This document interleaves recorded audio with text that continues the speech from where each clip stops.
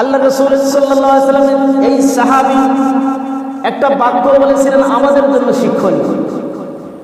তিনি বললেন, আতরুকু সুন্নাতা রাসূলিল্লাহি সাল্লাল্লাহু আলাইহি ওয়াসাল্লাম লিহাউলাইল মাকা। আল্লাহর রাসূলের ওই সাহাবী বলেন যে খাবারের ভিতরে একটা লোকমা তুলে খাওয়া আল্লাহ রাসূলের সুন্নাত। বলো কি, কে কি করলো আমার কোনো যায় আসে না। আমি আল্লাহ রাসূলের সুন্নাহ অনুসরণ করেছি। কিসরার রাজ দরবারে শাহীখানার ভিতরে একটা ছোট্ট সুন্নাহ আল্লাহ রাসূল সাল্লাল্লাহু আলাইহি ওয়াসাল্লামের সাহাবী ছাড়েন নাই। তিনি বলেন, এই সামান্য এই একটা হুমাকা, যারা বুঝে না কোনো কিছু, এমন গর্দব লোকের কারণে আমার হাবিব সাল্লাল্লাহু আলাইহি ওয়াসাল্লামের সুন্নাহ আমি ছাড়তে পারি না। সুবহানাল্লাহ বলেন। কে কি বললে এটা আমার যায় আসে? আমি আল্লাহ রাসূলের সুন্নাহ পালন করি। সম্মানিত ভাইয়ের, আবার শবে বরাতকে উপলক্ষ করে আমরা যদি এটাকে খেয়াল করে বুঝি যে নবী সাল্লাল্লাহু আলাইহি ওয়াসাল্লাম থেকে প্রমাণিত কিনা, হাদিসের ভিতরে, সুনান ইবনে মাজার ভিতরে, তিরমিজির ভিতরে, আরও অনেক হাদিস গ্রন্থে নবী সাল্লাল্লাহু আলাইহি ওয়াসাল্লাম থেকে এরকম একটা রাত্রির ব্যাপারে প্রমাণিত হাদিসে পাওয়া যায়। এখন বাড়াবাড়ি এবং সারাসারি যাকে বলা হয়, এক পক্ষ আছে না নাই, আরেক পক্ষ আছে এই রাত্রিতে এমন কিছু আমল করে যেগুলো আদৌ ইসলামী শরিয়া সম্পর্কিত নয়, অতিরঞ্জিত বাড়াবাড়ি করা এমন কিছু আমল। আমরা সেদিকে যাব না। আসলে রাসূল করিম সাল্লাল্লাহু আলাইহি ওয়াসাল্লাম প্রথমত আমরা জানবো এই রাত্রে নবী সাল্লাল্লাহু আলাইহি ওয়াসাল্লাম থেকে প্রমাণিত আছে কিনা। 2 নম্বর, এই রাত্রে আমাদের কি করণীয়। এর থেকে আল্লাহ পাক রব্বুল আলামিন আমাদের, যেহেতু গুনাহ মাফের অফার, এই সমস্ত হাদিস দ্বারা আমরা জানতে পারি, নবী সাল্লাল্লাহু আলাইহি ওয়াসাল্লাম থেকে প্রমাণিত পাওয়া যায় এ রাত্রে আমরা কী কী আমল করতে পারি, এই বিষয়গুলো সংক্ষিপ্ত আপনাদের উপস্থাপন করি। সম্মানিত ভাইয়ের আমার, আপনি আমার জন্য প্রকৃত যে বিষয়টা হলো, আমরা অনেক সময় রাসূল করিম সাল্লাল্লাহু আলাইহি ওয়াসাল্লামের সুন্নাহকে অনেক সময় হালকা মনে করি।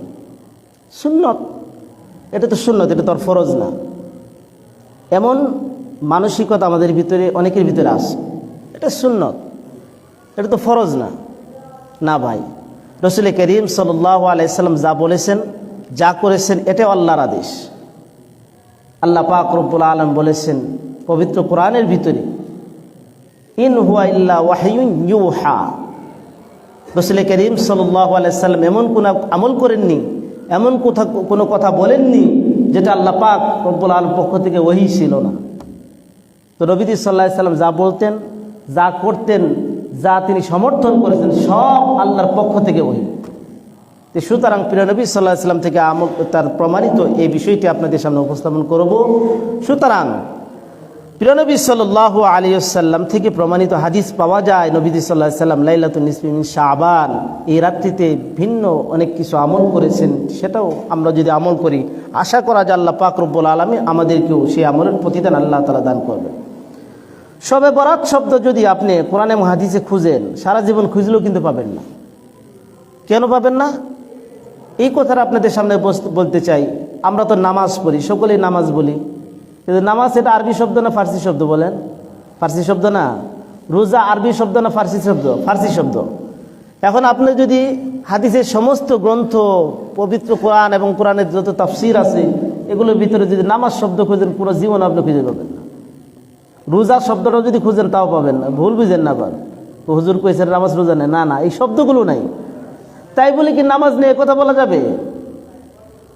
নামাজ আরবি শব্দ আস-সালাত, আর রোজার আরবি শব্দ আস-সাওম। হাদিসে সোম শব্দ আসছে। এখন আপনি ফার্সি শব্দ তো আরবি শব্দ খুঁজে পাবেন না।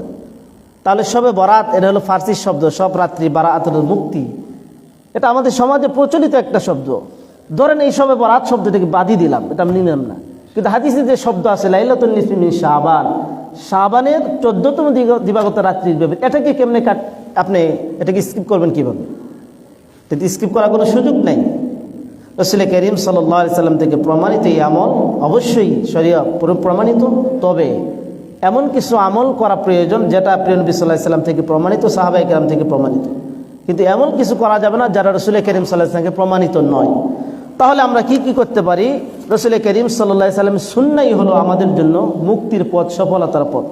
সাহাবায়ে কেরাম রাদিয়াল্লাহু তাআলা আজমাইন যেখানেই যেতেন, রাজ দরবারে যেতেন, যুদ্ধের ময়দানে যেতেন, যে কোনো জায়গায় ভিতরে আল্লাহ রাসূল সাল্লাল্লাহু আলাইহি ওয়াসাল্লামকে সুন্নাহকে সর্বাগ্রে রাখতেন।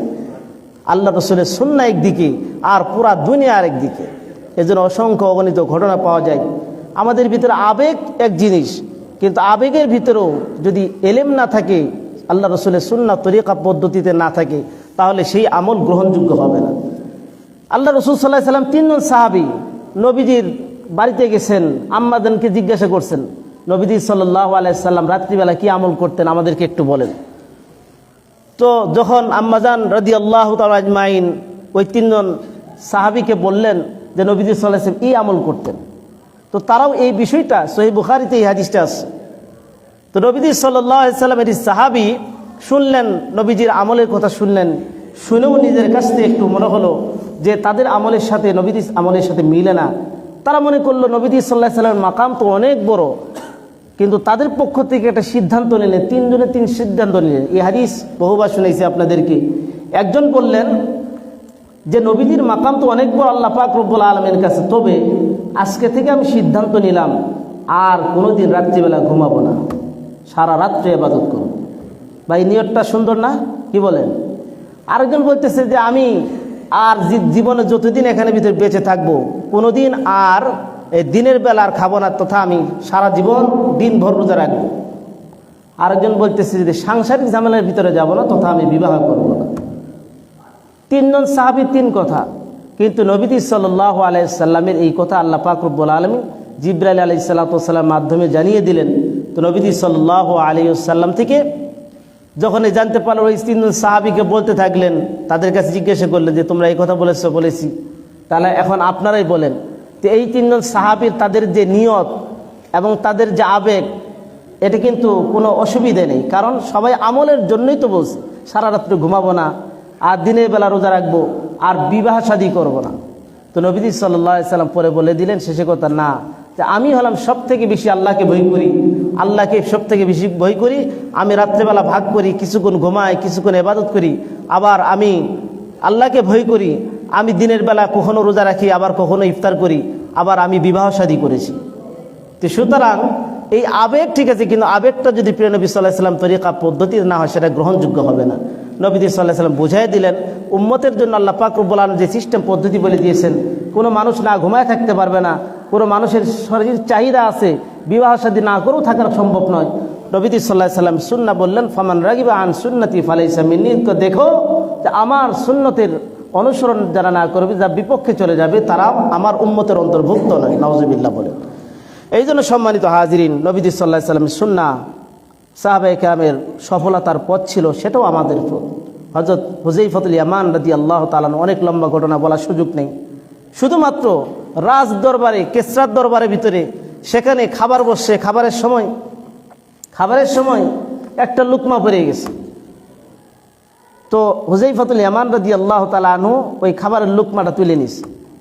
তো খাবারের লুকমা রাজ দরবারে, আলিশান দরবারের ভিতরে, সেখানে খাবার দাবার ভিতরে একটা লুকমা পড়ে গেছে। আরেকজন আবার ইশারা দিচ্ছে, আপনি কি করলেন? এত বড় দরবারের ভিতরে আর আপনি এই ছোট্ট একটা খাবার পড়ে গেছে, রাজশাহী খানার ভিতরে আপনি এখানে ভিতরে একটা খাবার তুলে নেওয়ার কি প্রয়োজন ছিল? আল্লাহ রাসূল সাল্লাল্লাহু আলাইহি সাল্লামের এই সাহাবী একটা বাক্য বলেছিলেন আমাদের জন্য শিক্ষণীয়। তিনি বললেন, আতরুকু সুন্নাতা রাসূলিল্লাহি সাল্লাল্লাহু আলাইহি ওয়াসাল্লাম লিহাউলাইল হুমাকা। আল্লাহর রাসূলের ওই সাহাবী বলে যে খাবারের ভিতরে একটা লোকমা তুলে খাওয়া আল্লাহর রাসূলের সুন্নাহ। বলো কি, কে কি বললো আমার কোনো যায় আসে না। আমি আল্লাহর রাসূলের সুন্নাহ অনুসরণ করেছি। কিসরার রাজ দরবারে শাহীখানার ভিতরে একটা ছোট্ট সুন্নাহ আল্লাহ রাসূল সাল্লাল্লাহু আলাইহি সাল্লামের সাহাবী ছাড়েন নাই। তিনি বলেন, এই সামান্য এই একটা হুমাকা, যারা অবুঝ, যারা বুঝে না কোনো কিছু, এমন গর্দব লোকের কারণে আমার হাবিব সাল্লাল্লাহু আলাইহি সাল্লামের সুন্নাহ আমি ছাড়তে পারি না। সুবহানাল্লাহ বলেন। কে কি বললে আমার যায় আসে? আমি আল্লাহ রাসূলের সুন্নাহ পালন করি।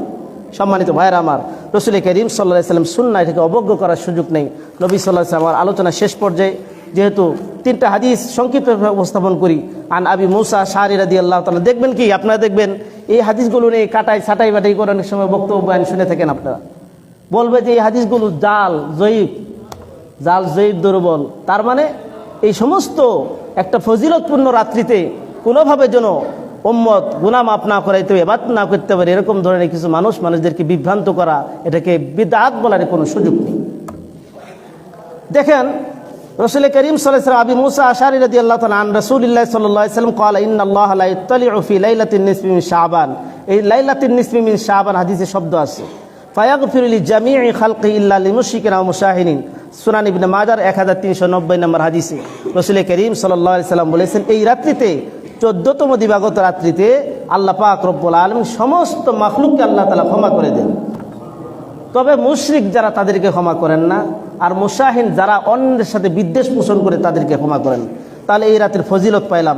আরেকটা আছে আম্মাজান আয়েশা সিদ্দিকা রাদিয়াল্লাহু তাআলা আনহা থেকে বর্ণিত, লম্বা আলোচনা করার সুযোগ নাই। রাসূল করিম সাল্লাল্লাহু আলাইহি সাল্লাম একদিন আম্মাজান আয়েশা রাদিয়াল্লাহু তাআলার ঘর থেকে গেছেন, বের হয়ে গেছেন। আম্মাজান দেখেছেন জান্নাতুল বাকিতে গেছেন।